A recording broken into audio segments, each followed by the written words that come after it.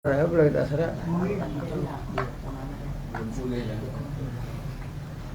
Jadwal ada Jumat sekali aja lah bang. Dari minta pagi, itu. Terima kasih. Waktu saya sholat subuh, dia ajak bicara. Kalau nak tak berartinya bang. Apa sini waktu pernah saya sholat subuh. Dia ajak saya ngomong. Kalau nak tak berartinya bang. Dia sambil sabuti itu. Oh imam dah takbir. Ayolah, maka masih menyuruh saya masuknya azan Jumat. Tak mau bang. Saya bilang udah banyak ada orangnya. Saya bilang, lah orang-orang tua, orang tua tiap hari. Ada orangnya.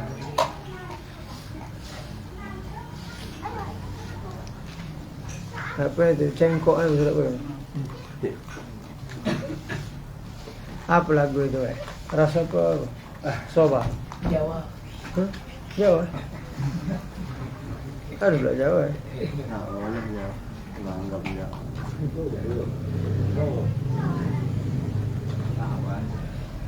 Ras.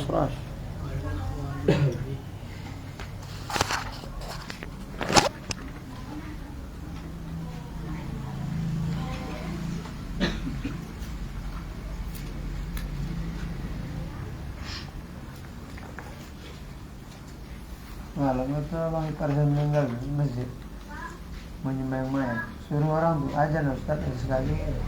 Nilai sampai yang sholat berhenti.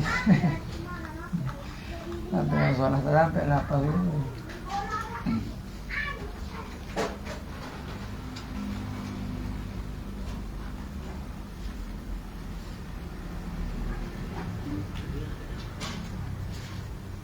Lama lagi. 97.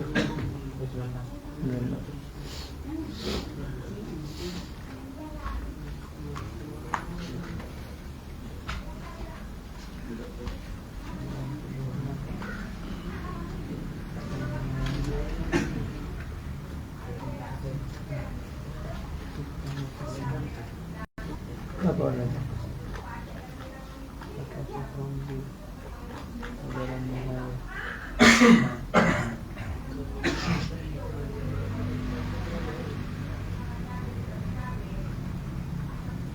Udah baca dia.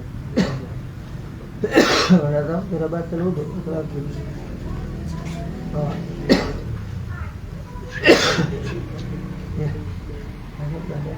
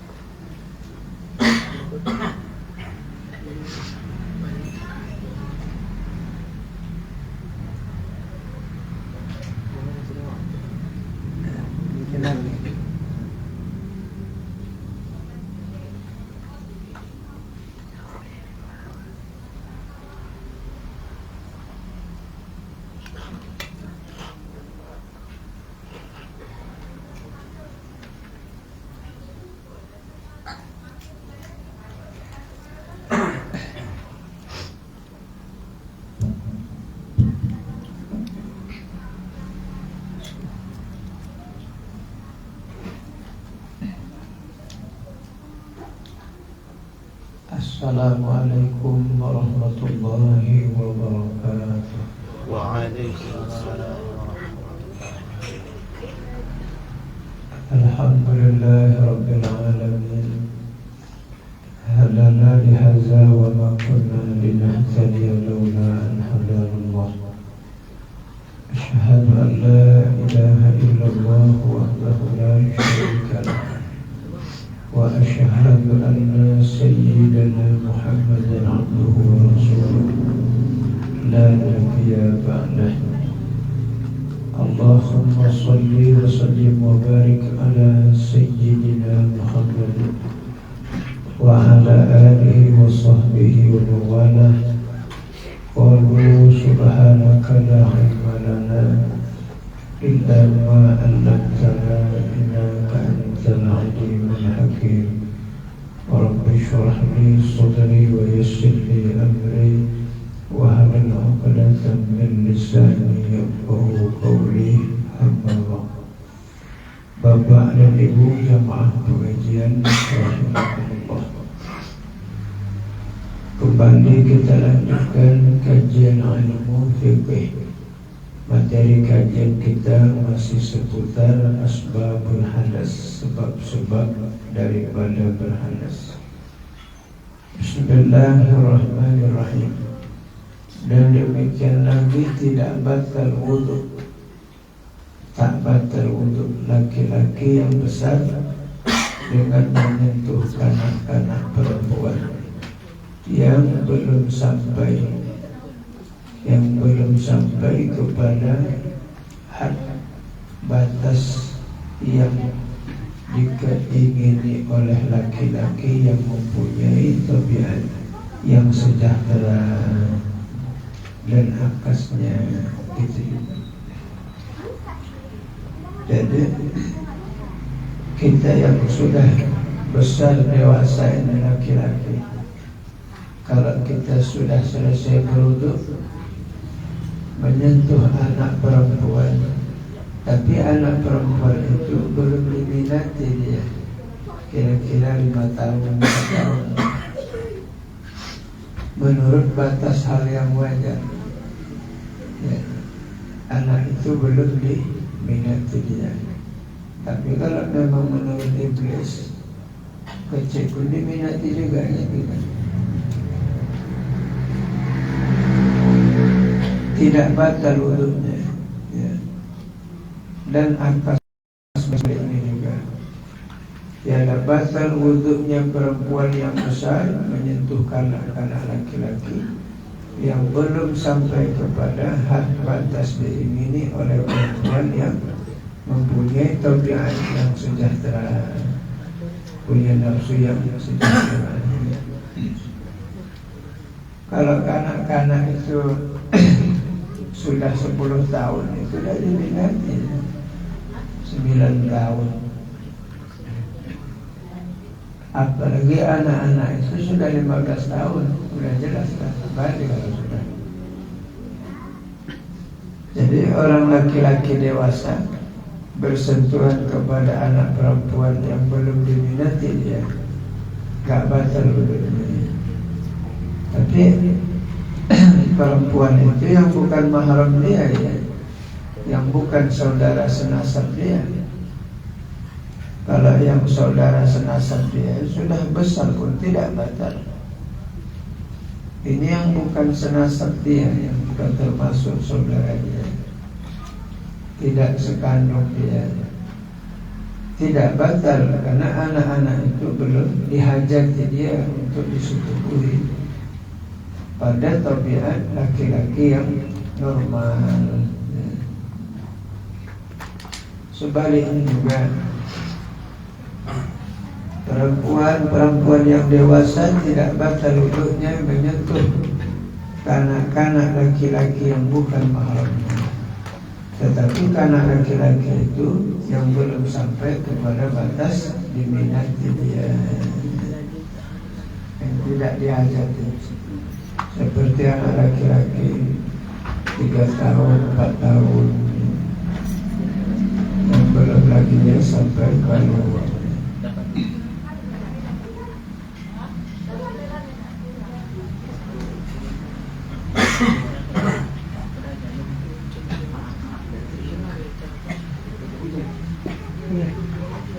Udah.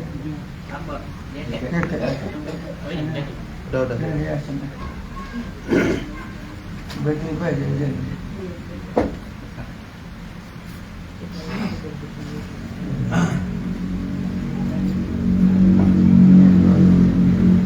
Dan tiada batal wudhu dengan menyentuh amrat, dan jika ada ia sangat elok rupanya. Tidak batal wudhu menyentuh laki-laki amrat, laki-laki gay. Apa dia apa bencong lagi?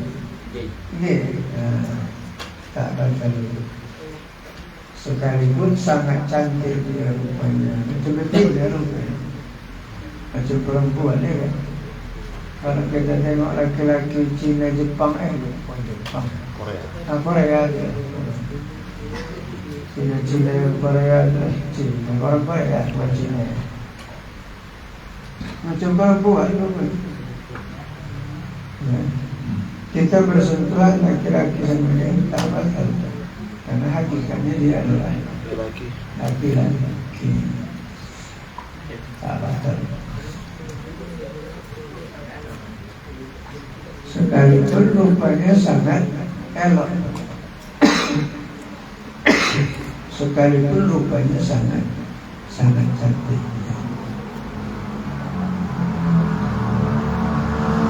Kita menyentuhnya tidak batal, dia menyentuh kita juga tidak batal.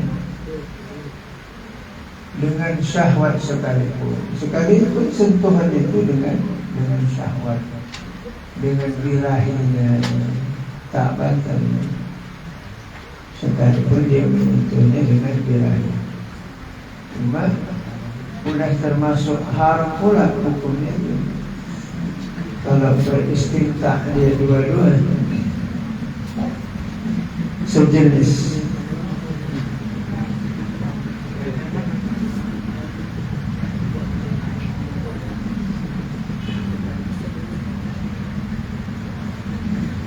Laki-laki sama laki-laki.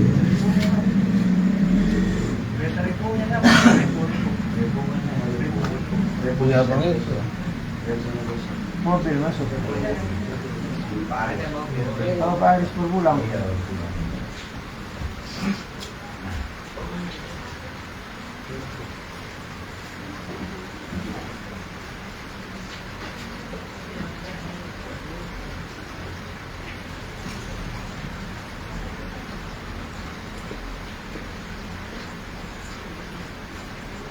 Sudah nanti kalau terjadi nanti istimta bersenam-senam, haram pula mengarah kepada homoseksual.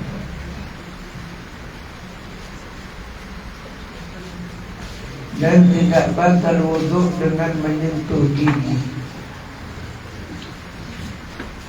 dan menyentuh rambut dan menyentuh bulu roma dan bulu sebagainya, dan tidak batal untuk menyentuh kuku. Tetapi sunnah bagi yang menyentuh yang demikian itu mengambil wudhu supaya keluar daripada khilaful ulama. Ada juga ulama yang khilaf, menyentuh gigi batal, menyentuh rambut batal, menyentuh bulu dalam tubuhnya batal, menyentuh kuku batal. Ada juga ulama yang mengatakan batal. Tetapi pada mazhab kita, inna Syafi'i, di sisi Imam Syafi'i rahimahullah, tidak batal wudhu menyentuh gigi rambut. Bukan gigi sama gigi belakang. Kita menyentuh gigi atau menyentuh rambut. Kita mau sembahyang, rambut istri kita gerbang-gerbang, maklum ya, rambut sansil ya kan? Naik rambut ini tiupannya. Pas mau sembahyang kena rambut. Tidak batal, karena bersentuh dengan rambut, tak batal.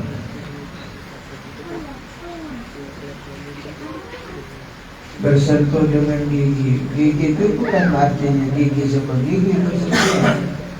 Tubuh kita bersentuh dengan gigi, tidak batal ya, bersentuh dengan gigi.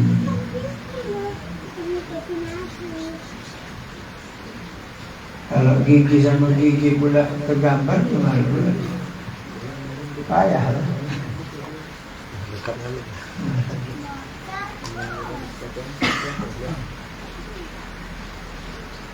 rambut, bulu roma, dan kuku. Tetapi sunnah kalau kita bersentuh, sunnah bagi kita mengambil wudhu kembali, karena ada khilaf ulama. Al-khuruju minal khilafi mustahab, keluar daripada khilafiyah pendapat ulama mustahab, lebih disukai. Kalau ada ulama mengatakan batal menyentuh kuku, menyentuh gigi, batal dia menyentuh bulu, maka hendaklah kita berwudu supaya keluar daripada pertikaian pendapat ulama tentang batalnya. Kalau kita bertahan boleh. Aku tak mau berwudu lagi. Kalau begitu ijtihad Imam Syafi'i, sah sebenarnya. Wudunya tidak batal, sah. Tapi kalau dia mau berwudu lagi, sunnah, supaya keluar daripada khilaf pendapat ulama. Al-khuruju minal khilaf mustahabun, keluar daripada khilafiyah ulama lebih bagus. Jadi kita beramal ibadah itu tidak terjebak kepada khilafiyah ulama. Begitu bagus sebenarnya. Makanya kalau kita menyapu kepala, sunnah itu disapu semua. Dua tangan kita sapukan. Dua tangan kita dari kening ini disiram air dua tangannya.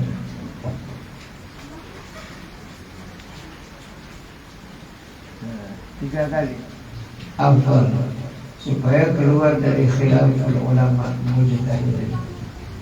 Karena ada ulama Imam Malik bin Anas kesemuanya wajib dibasuh, disapu. Imam Hanafi sebagian, sepertiga. Imam Syafi'i sebagian saja.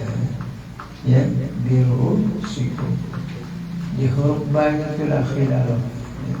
Apakah ba itu harful jar, apakah ba sababiyah, ya, apakah ba lil ba'i. Jadi itu khilaf para ulama tentang di huruf ba-nya. Kalau enggak ada huruf ba-nya aman, ru'usikum selesai. Sapulah kepala semua. Lantaran ada ba-nya menjadi khilaf.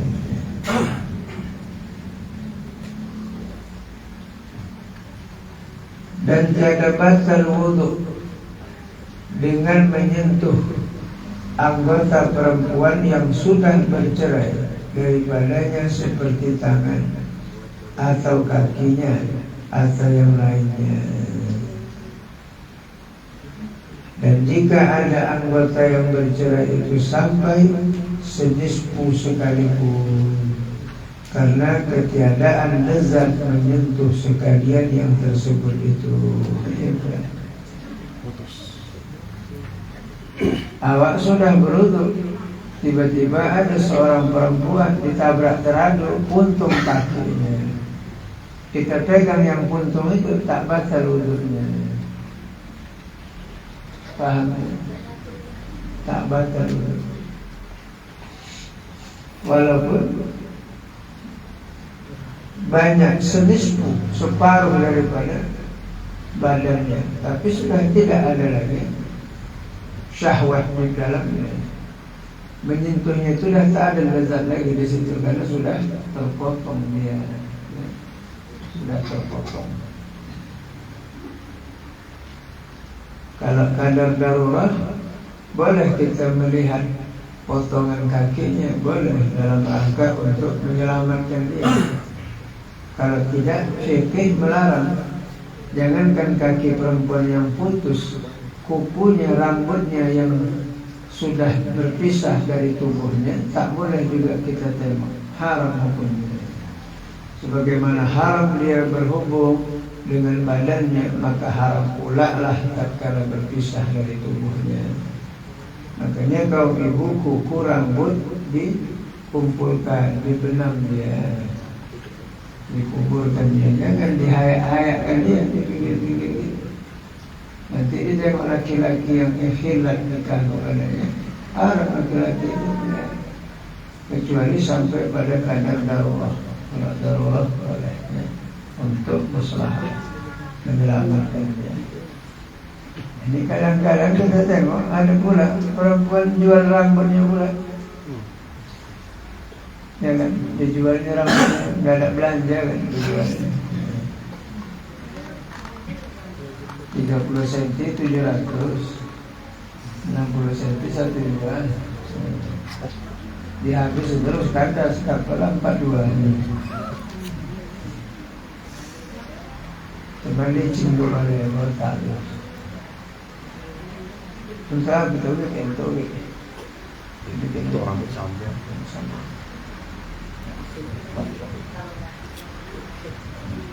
Istilah dalam fikih itu namanya cemara itu.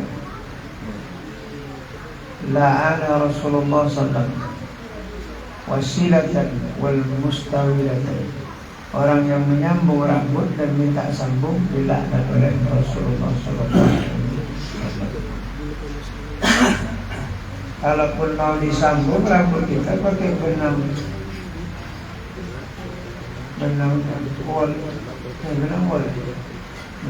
yang hitam, dipotong benang wol itu yang hitam, dikecatkan dia, sabun. Kalau pakai rambut anak Adam haram, tak boleh. Makanya menyambung bulu mata pun haram. Yang pengantin itu disambungnya bulu mata haram.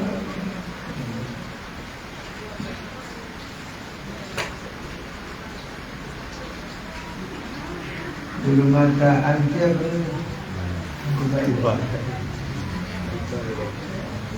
macam ni kalau bulu yang anti badan ni. Sedang orang yang tak tampak haram ya, tak boleh.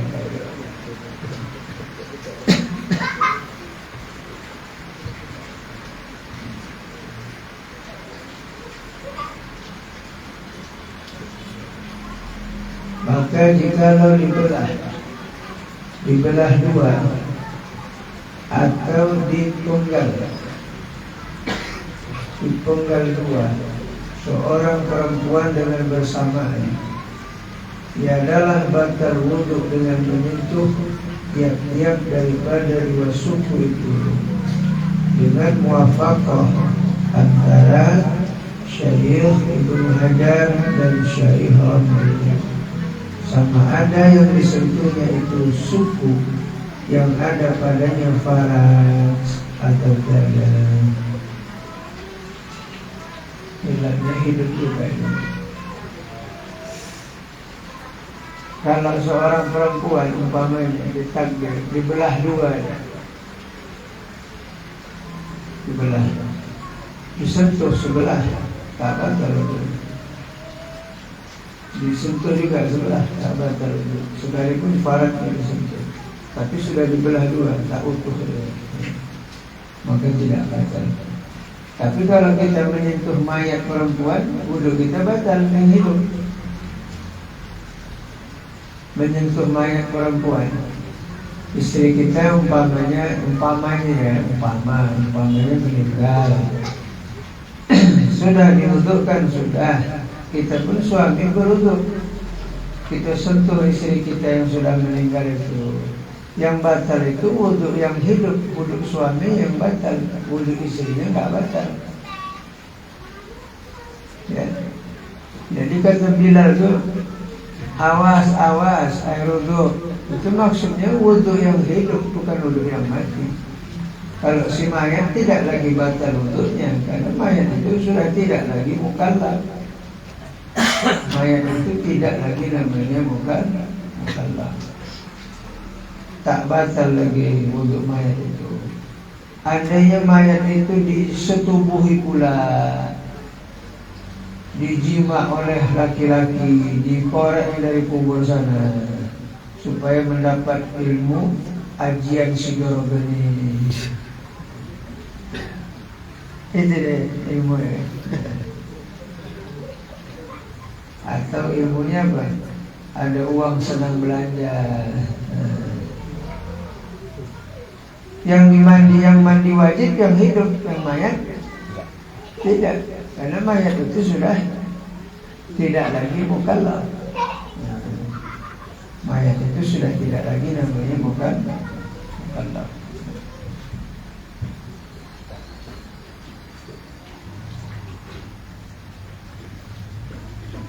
Kalau mayat-mayat yang gadis itu selalu dikawal itu 3 hari nanti baru tidak lagi dikawal mayat. Kalau baru meninggal dijaga kalau.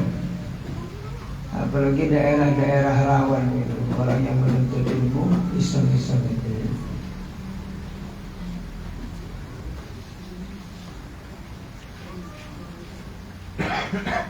Kalau tempat kita nggak dijaga juga ya, walaupun gadis meninggal itu. Kalau daerah lain ada itu dijaga.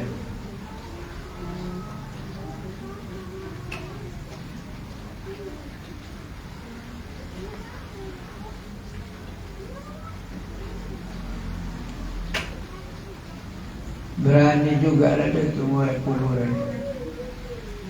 Kalau kita lewat aja bertakut, dikorek kuburan itu lagi, dibawa mayat itu naik ke atas. Alhamdulillah.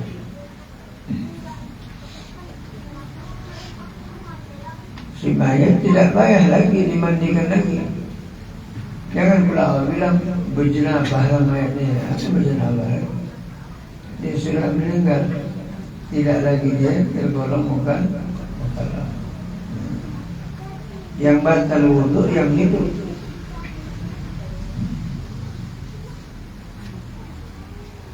Kalau di siang Ramadan termasuk jima juga lagi, kena kifarah ada.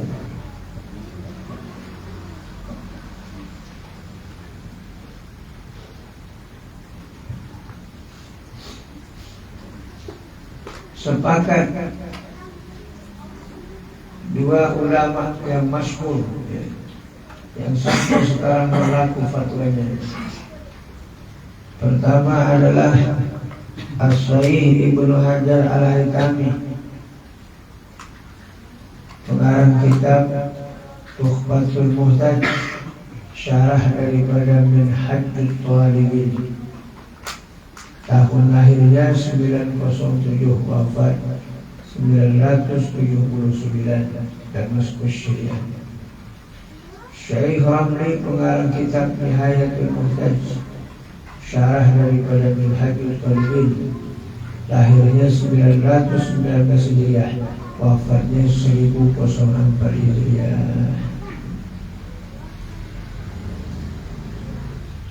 Bermula hasil. Adapun jika ada suka itu tiada bersamaan, maka batallah wudhunya. Ya. Karena kata Syarah Belali, yang disentuhnya itu suku bukan suka ya. Yang disentuhnya itu adalah suku yang ada padanya farad atau tiada, tak batal wudhu karena sudah terbelah 2 dia. Adapun jika ada suku itu tiada bersamaan, kecil sama besar, maka batal wudhunya dengan menyentuh suku yang lebih daripada nisfu, artinya lebih daripada besar. Enggak sama, lebih besar lagi yang sebelah kiri, yang sebelah kanan terus disentuhnya batal, tak sama. Ini pardu takbir aja nih nanti ya masalahnya. Kalau ada polisi yang sudah belah 2. Inilah yang tersebut di dalam Tuhfatul Muhtaj. Maka zahirnya itulah zahirnya. Dan jika ada lebih daripada senisfu itu sedikit sekalipun, walaupun lebih sedikit aja 1 senti, tidak sama ya. Karena di masalah cuma ada bagi sama kan.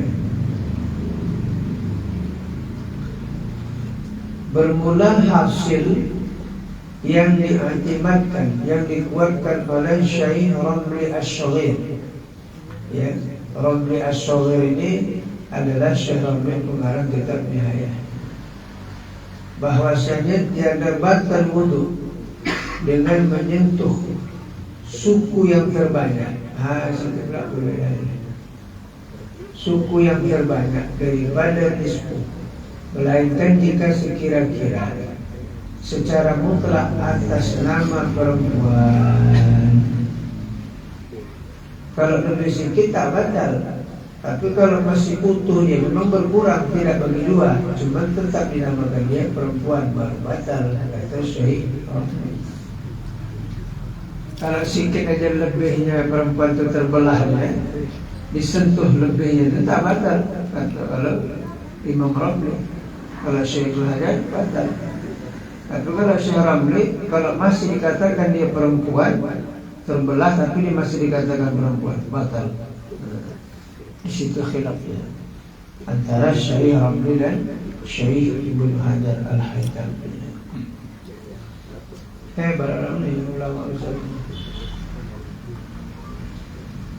Dan jika tiada seperti demikian itu, maka tiadalah batil wudu dengan menyentuhnya. Tak batal wudu dengan menyentuhnya.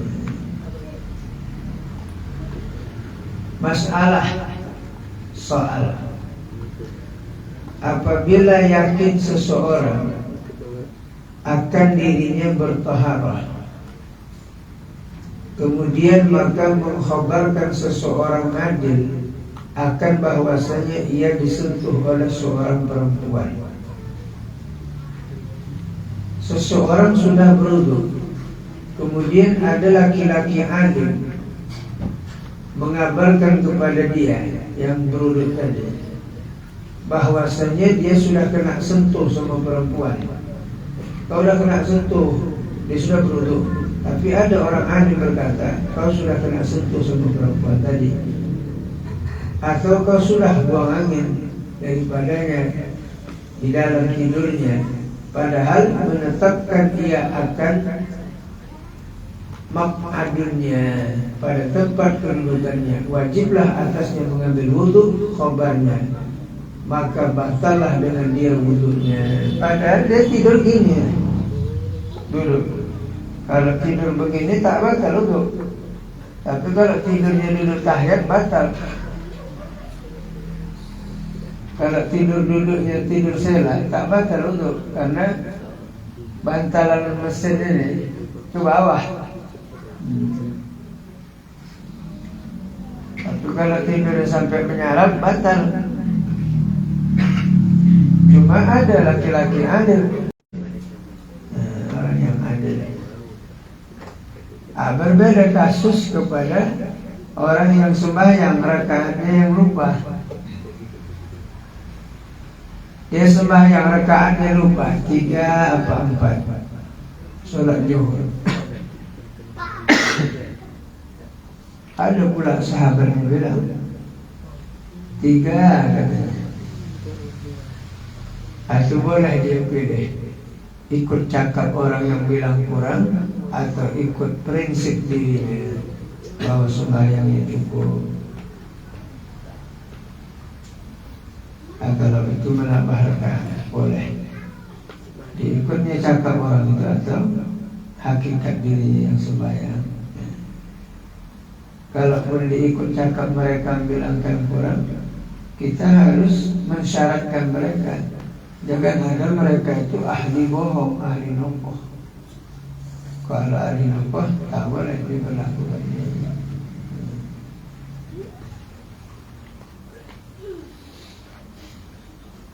Tapi kalau kita ragu, Bapak Ibu, sudah buang angin atau belum? Sudah buang angin atau belum? Sah wudunya itu. Sah wudunya. Tapi betul-betul ragu. Jangan memang tadi udah macam ira-iran udah. Perang le bagus, bilang tak yakin juga aku nih. Wudu. Udah jelas memang. Ini benar-benar ragu. Jadi kalau betul-betul dia ragu, boleh dipakai wudunya itu. Udah buang angin atau belum? Batal enggak wuduku ya? Batal enggak? Tapi 50-50. Ya. La khudud yasqutu bisyubhat. Tidak dihukum pada perkara yang subhat. Pada perkara yang subhat tidak dihukum dia. Ya. La khudud yasqutu bisyubhat. Tidak dihukum pada sesuatu yang sama. Mana bisa dihukum? Tadi yang beri kita pisang barangan, awak tengok orang sembahyang juga, orang ibadah. Tak boleh kita, aku sanksi aku. Mungkin kena togel dari malam ni. Mana boleh kita hukum perkara yang subhat. Kalau memang jelas nyatanya, jelas betul-betul nyatanya haram, baru haram. Kalau belum nyatanya haram, itulah namanya subhat. Kesamaran namanya.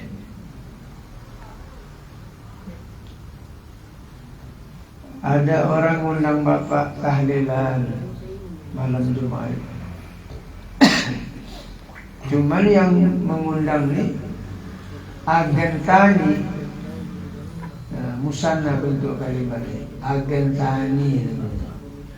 Pertama dia agen yang halal, yang kedua agen togel. Kedua agen namanya. Diundangnya awak tahlilan makanan, rendangnya besar. Pakai pula nanti cuci mulutnya semangka. Ada pula nanti susunya pakai bandrek. Ada pula kuehnya, kue lapis. Risolnya risol majestic. Dihidangnya ke bapak. Padahal dia dua agen. Satu agen yang halal, satu agen yang haram. Tahukah kita makanan yang dibelinya itu pakai uang yang mana? Kan nggak tahu kan? Sudah subhanallah. Kan nggak mungkin bapak tanya. Assalamualaikum Pak, numpang tanya. Ini dibeli nasi ini halal? Udah keluar aja lah bapak, kata banyak ada Excel bawahnya. Nah, jadi la khudud yasqutu bisubhat. Tidak dihukum perkara yang subhat. Cuma kalau yang subhat itu Bapak Ibu, yang memang dia sama kehalalan dan keharamannya. Kalau seandainya dia memang dari yang haram, maka terjatuhlah kita kepada yang haram, dosa. Kalau memang dia itu adalah sesuatu yang halal, takdirnya memang halal hartanya, maka selamatlah kita dari yang haram. Itu yang subhat. Jadi yang subhat itu kehalalannya tidak jelas, keharamannya pun juga tidak jelas. Al-halalu bayyinun wal haramu bayyinun. Halal itu jelas dan haram itu juga jelas. Wa bainahuma umurun mustabihatun. Di antara keduanya ada yang samar. Siapa yang memelihara diri dari agama, maka tinggalkanlah yang subhat. Macam mana meninggalkan yang subhat? Sekarang ini semua hampir subhat semua, gak ada yang tak subhat. Betul kan?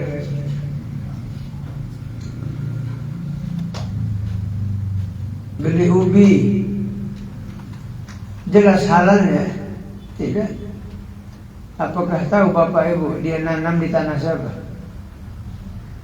Apakah tahu Bapak Ibu tidak dicaburnya ubi tetangganya sama-sama ladang?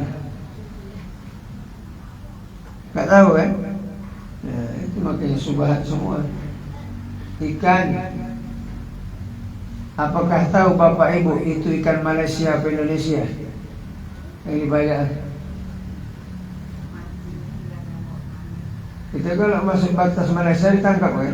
Orang Malaysia batas Indonesia tahu ikan dulu kan? Indonesia kan? Malaysia kan?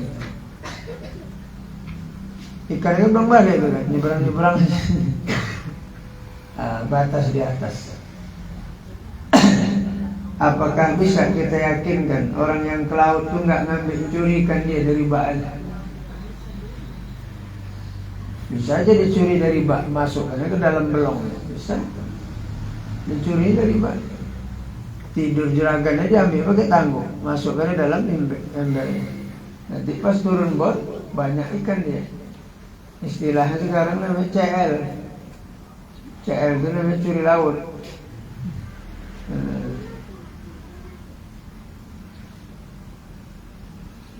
Emping, apa tak banyak orang mencuri belinjau?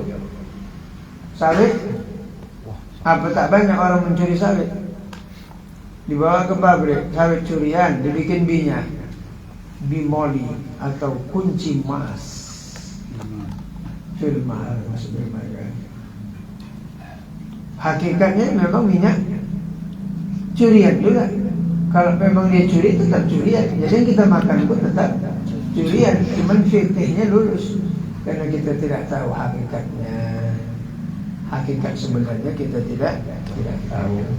Tak boleh kita raba-raba ya, Bapak Ibu. Jangan diraba-raba. Ini Pak, duit 5.000. Ini halal apa haram Pak? Enggak kayak gitu. Dapat menyakiti hati orang yang memberi. Ya, itu makanya buat masjid itu makruh, pakai tangguh-tangguh itu. Bikin musola, bikin masjid, diletakkan tangguh dah makruh hukumnya sebenarnya. Yang pakai jaring-jaring itu, Bapak Ibu, orang menjaring di Palu. Ini jaring di komplek.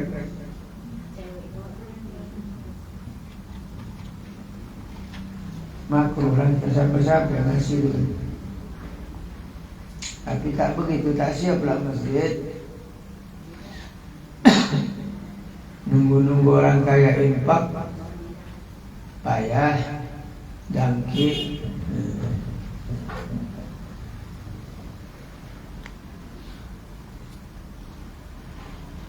Jangankan mau infak dia ke masjid, tak dapat dari kurban dia datang ke masjid. Mana bagian saya? Bapak orang kaya, iya, bagian saya mana? Bapak orang berada, iya, bagian saya mana? Itu juga itu. Seharusnya dia yang berkorban, bukan makan dari korban. Itu nama orang kaya latihan miskin. Ada harapan nanti jadi juara miskin. Soal pertanyaan lagi. Jika bertanya seorang bahwasanya khobar orang adil itu memberi faedah ia akan zon juga, dan asal pada orang yang bertaharah itu bahwanya kekal taharahnya, yang diyakinkan maka yaitu tiada dihilangkan akan dia dengan zon yang hasil dengan khobar orang yang adil. Maka betapa kiranya diwajibkan atas mengamalkan khobarnya. Jawab, bahwasanya yang demikian itu tempat pada zon yang tiada didirikan oleh syarat pada tempat yakin, seperti zon yang hasil daripada khobar orang yang adil pada bilangan rakaat sembahyang yang tadi yang saya contohkan. Ya. Bilangan lingkaran tawaf, maka tidak wajib mengambil khobarnya dengan dia. Tak wajiblah mengambil khobarnya. Ya, kalau pada sembahyang atau pada tawaf tidak wajib mengambil khobarnya. Tapi kalau pada wudu iya. Kalau dia memang ragu dalam taharahnya. Ya. Padahal orang yang berwudu tadi, dia yang punya wudu, dia yang melaksanakan wudu, tentu dia lebih tahu lah, lebih tahu persis wudunya itu ya, lebih tahu persis wudunya.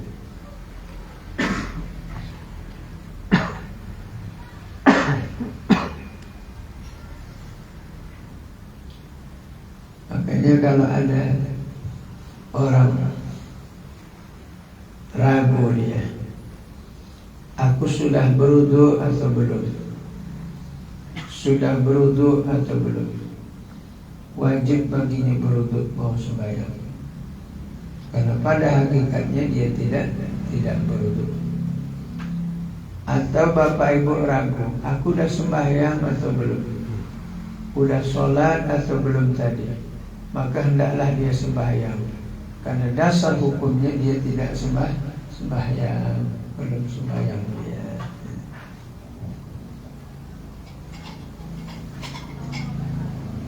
Al-yakinu la yuzallu bisyakki. Yakin tidak bisa dihilangkan dengan keraguan-raguan.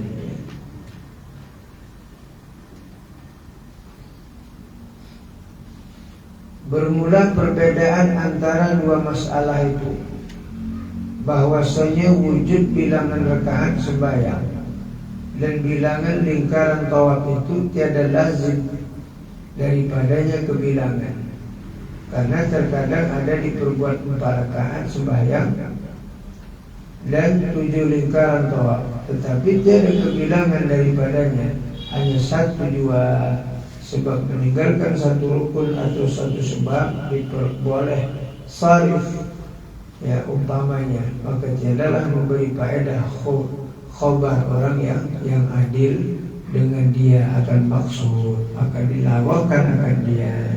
Kalau berwudu tadi dipakai cakap orang adil, tapi kalau bilangan rakaat sama lingkaran tawaf itu kan 7 kali lingkaran kita berputar.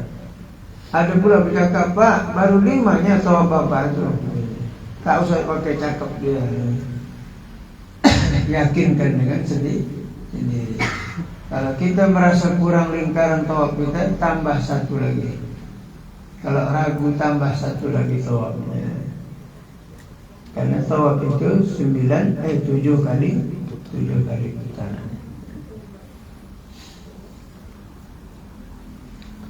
Tawaf itu arti keliling. Tawafa artinya keliling. Tawaf itu hanya di Ka'bah, ya. Di Marelan tidak ada. Jadi kalau ada di Marelan tawaf, itu yang stres itu. Kita putar dari keliling-keliling di rumah. Nah, itu stres. Tawaf itu hanya ada di Ka'batullah. Sudahlah, segini aja lah. Banyak dia dibaca. Akan datang ada soalnya jika bertanya soal Allah masalah. Alhamdulillahirabbil alamin. Wassalatu wassalamu ala asyrafil anbiya wal mursalin sayyidina maulana Muhammadin wa ala alihi wa sahbihi ajma'in. Irhamna ya arhamar rahimin, ya arhamar rahimin, ya arhamar rahimin. Allahumma anzil rahmatul maghfirah wal inayah wa tawfiq wal hidayah wal istiqamah alaina ala zilmah wa ala muslimina wal muslimat wal mu'minina wal mu'minat innaka ala kulli syai'in qadir. Rabbana atina fid dunya hasanah wa fil akhirati hasanah wa qina azabannar.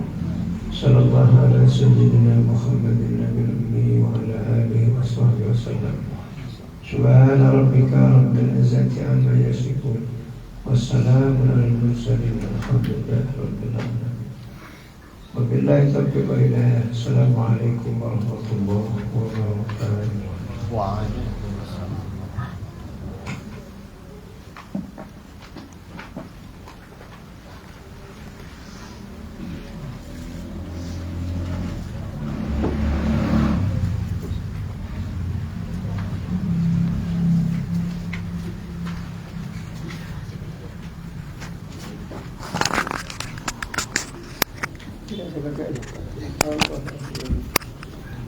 Dengar enggak, Pak?